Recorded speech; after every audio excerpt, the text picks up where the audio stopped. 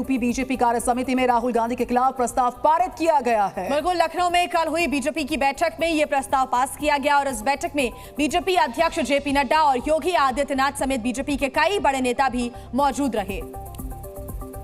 तो राहुल गांधी के खिलाफ जो निंदा प्रस्ताव पास किया गया उसमें उनके हिंदू हिंसक वाले बयान की निंदा, ये भी कहा गया कि राहुल ने हिंदू भावना को आहत किया है और इसके लिए राहुल गांधी को हिंदुओं से माफी मांगनी चाहिए। इस प्रस्ताव में यह भी कहा गया कि कांग्रेस ने यह कहा है कि सत्ता में आए तो हिंदू शब्द बैन कर देंगे। साथ ही कांग्रेस पर चुनाव में झूठ का मायाजाल फैलाने का भी इस प्रस्ताव के तहत आरोप लगाया गया है। तो राहुल गांधी के खिलाफ ये राजनीतिक प्रस्ताव और लखनऊ से राहुल के खिलाफ ये जो मोर्चा है बीजेपी द्वारा खोला गया।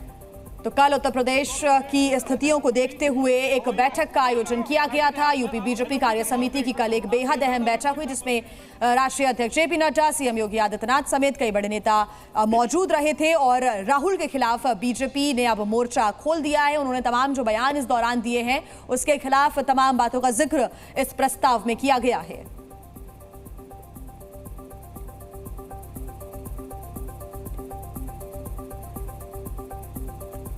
तो जहां एक तरफ संगठन का पुनर्गठन होने की तैयारी है तो वहीं दूसरी तरफ राहुल गांधी के खिलाफ राजनीतिक प्रस्ताव की जानकारी सामने आई है। चलिए आगे बढ़ते, एक और बड़ी खबर आपको बता दें तो बीजेपी का महामंथन लगातार जारी है। दूसरी तरफ कांग्रेस पर जेपी नड्डा ने बड़ा हमला बोला है। कांग्रेस को कहा है कि ये परजीवी पार्टी है, ये जेपी नड्डा द्वारा कहा गया। कांग्रेस जिसके सहारे उसे खत्म कर देती है, परजीवी पार्टी ये कहा गया। कांग्रेस पर बड़ा हमला करते हुए जेपी नड्डा द्वारा कांग्रेस जिसके सहारे है उसे ही खत्म कर देती है। तो ये बड़ा बयान, जेपी नड्डा ने बड़ा हमला बोला है कांग्रेस पार्टी पर और कहा है कि कांग्रेस पार्टी एक परजीवी पार्टी यानी जिसके सहारे उसे खत्म करती है। कांग्रेस पार्टी आज परजीवी पार्टी हो गई है, अपने पर खड़ी नहीं है, अपने वोट पर खड़ी नहीं है, ये दूसरों के वोट पर, अंग्रेजी में इसको कहते हैं पैरासाइट। और आप यहां परजीवी पार्टी यानी लता की तरह किसी पेड़ के साथ चिपक करके खड़े होने की बात करती है। और यह भी हमको ध्यान में रखना चाहिए कि यह पार्टी दूसरों के सहारे खड़े होकर के उन पार्टियों को कमजोर कर देती है और खुद खड़े होने का प्रयास करती है। ये कांग्रेस पार्टी का चाल चरित्र है, ये भी हमको ध्यान में रखना चाहिए। और इससे ठीक पहले यूपी बीजेपी अध्यक्ष भूपेंद्र चौधरी ने कांग्रेस पर बड़ा हमला बोला है। उन्होंने कांग्रेस की तुलना भस्मासुर से की है और अखिलेश यादव को कांग्रेस से सावधान रहने की सलाह दे दी है। तो कांग्रेस भस्मासुर है कहना भूपेंद्र चौधरी का, साथ ही साथ कहा कि जरूरत है कांग्रेस से सावधान रहने की और अखिलेश यादव को कांग्रेस से सावधान रहने की सलाह दी गई है। तो बड़ी खबर हम आपको बता रहे हैं, लगातार इस मामले को लेकर अब सियासत भी तेज हो रही है, अलग अलग प्रतिक्रियाएं सामने आ रही हैं। अखिलेश यादव जी, मैं आपको सावधान कर रहा हूं कि कांग्रेस भस्मासुर है और बहुत ही जल्दी आपको ठिकाने लगाने का काम करेगी। कांग्रेस की नजर में आपके मुस्लिम वोट पर है। कांग्रेस की सोच और उनकी कार्यशैली, लोकतंत्र की कोई गुंजाइश नहीं है। कांग्रेस का एक इकोसिस्टम है जो हारने वालों को जीता हुआ बताकर जीतने वालों पर प्रश्न खड़े करता है।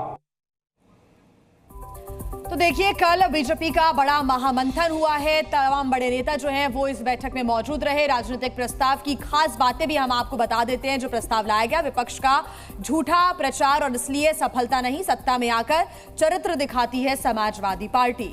और साथ ही कहा कि अधिक सामर्थ्य के साथ एकजुट होना ही होगा।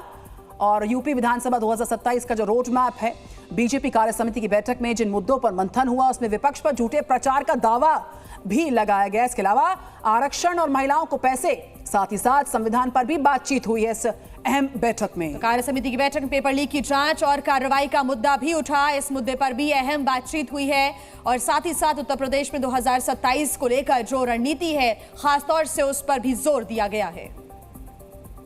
तो बीजेपी की यूपी कार्य समिति की बैठक में प्रदेश के डिप्टी सीएम केशव प्रसाद मौर्य ने एक बड़ा बयान दिया है। उन्होंने कहा है कि संगठन सरकार से बड़ा था और हमेशा रहेगा। ये बातें कहते हुए केशव प्रसाद मौर्य नजर आए। संगठन सरकार से बड़ा है, बड़ा था, बड़ा रहेगा।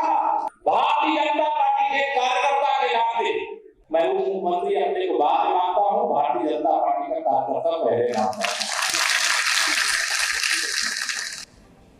तो वहीं देखिए यूपी बीजेपी में लागू हुई है नई व्यवस्थाएं। हर हफ्ते अब मंडल अध्यक्ष और जिला अध्यक्षों की मुलाकात होगी। जिला अध्यक्ष हफ्ते में एक बार मंडल अध्यक्षों से मुलाकात करेंगे, उनकी बातों को सुनेंगे, समझेंगे, समस्याओं का निदान किया जाएगा। तो एक नई व्यवस्था को लागू किया जाएगा। मंडल अध्यक्ष से मुलाकात की जानकारी जिला अध्यक्ष की, और साथ ही साथ समस्याओं के निदान पर विस्तार से बातचीत होगी और सुना जाएगा इन मुद्दों को। बैठक में दोनों समस्या पर वार्ता करेंगे। यूपी बीजेपी की नई व्यवस्था लागू होती हुई आ रही है नजर। अब संगठन को मजबूत करने की दिशा में आगे कदम बढ़ाए जा रहे हैं। मंडल अध्यक्ष से जिला अध्यक्षों की मुलाकात होगी। हर हफ्ते ये मुलाकात होगी, दोनों के बीच ये बैठक होगी और उसमें समस्याओं का समाधान निकाला जाएगा।